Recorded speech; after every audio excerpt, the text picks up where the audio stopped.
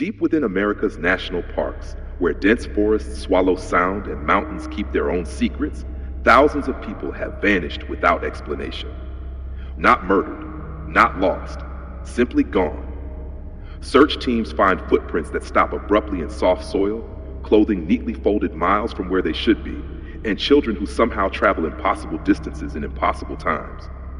These cases have been documented for decades, yet remain unsolved. Not because the victims were careless, but because something about their disappearances defies logic. This is the phenomenon known as missing 411, a pattern of vanishings that challenges everything we know about nature, time, and the human mind. Many missing 411 cases begin the same way: a sudden silence.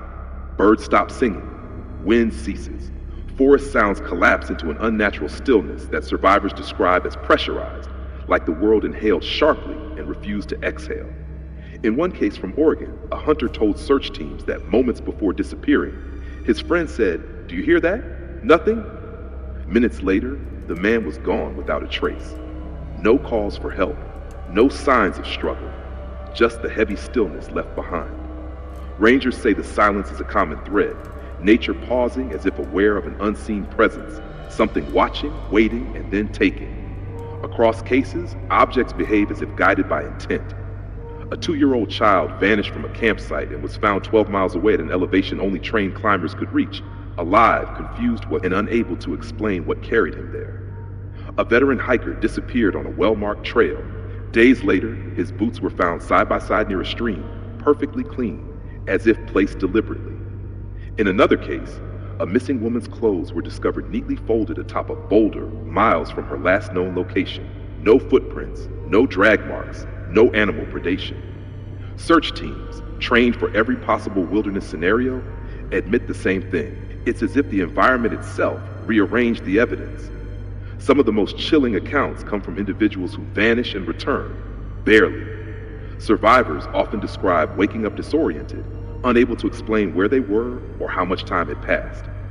One man from Utah claimed he lost 3 hours in a place that felt too bright and too silent, with no memory of walking. Another survivor described a tall, shimmering figure in the tree line before everything went black. A rescued boy told park officials that a smiling man who wasn't a man held his hand and walked him through the forest. These details rarely make official reports, but they recur too often to dismiss. This leads to one of the most discussed theories, the Glimmer Man phenomenon. Witnesses report seeing a distorted shape in the forest, an outline of something humanoid, cloaked in a transparent heat haze shimmer, like the air bending around a predator in camouflage. Hunters refuse to talk about it on record, but many say they've seen something standing between the trees, visible only when it moves. One tracker described it perfectly. It looked like a piece of the forest peeled itself up and watched us. These creatures, if they exist, seem to observe silently until they don't. Another theory suggests that missing 411 victims are caught in natural electromagnetic anomalies, time slips where minutes stretch into hours or collapse into seconds. Several parks contain areas with strange compass deviations, malfunctioning radios, and GPS devices that spin wildly. Search and rescue experts call them dead zones. Mystics call them portals. One ranger in Yosemite reported walking into such a zone and feeling detached from my own footsteps, as though the world lagged half a second behind his movements. He turned around immediately and swears someone was standing where he had been moments before, watching him leave.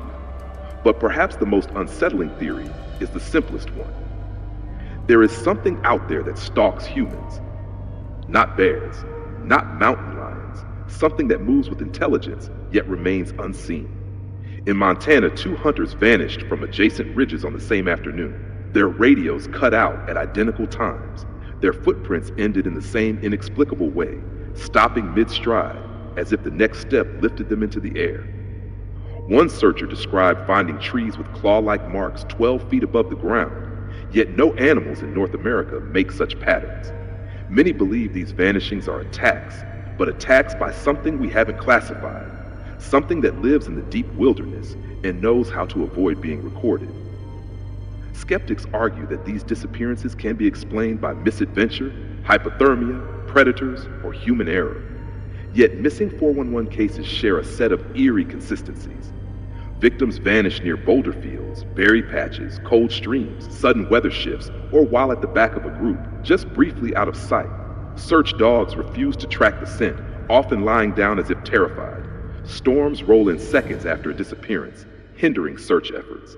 These patterns are so statistically abnormal that David Paulides, the former detective who coined Missing 411, insists they cannot be coincidence. What makes Missing 411 so terrifying is the absence of closure. Bodies are rarely found, and when they are, the recovery sites defy all logic. A missing adult discovered in an area that was already searched multiple times. A child found in a place park rangers said was physically impossible for them to reach. Bones scattered in patterns resembling ritual rather than wildlife consumption. Clothing folded neatly as if the victim removed them willingly. These details create a picture not of random tragedy, but of something organized, deliberate, and deeply intelligent. As the years pass, the wilderness remains unchanged, patient, and different. Hikers still vanish without footprints, hunters disappear mid-conversation, and lone travelers report shimmering shapes watching them from behind the trees. Park officials continue to downplay the phenomenon, refusing to acknowledge patterns, releasing no official statistics. But the silence speaks loudly. Something happens in the forests. Something old, something hidden, something that takes. And the deeper you go into the wilderness, the stronger the feeling becomes. You are not alone. Something is observing you. And if you step out of sight, even for a moment, it might decide to take you too.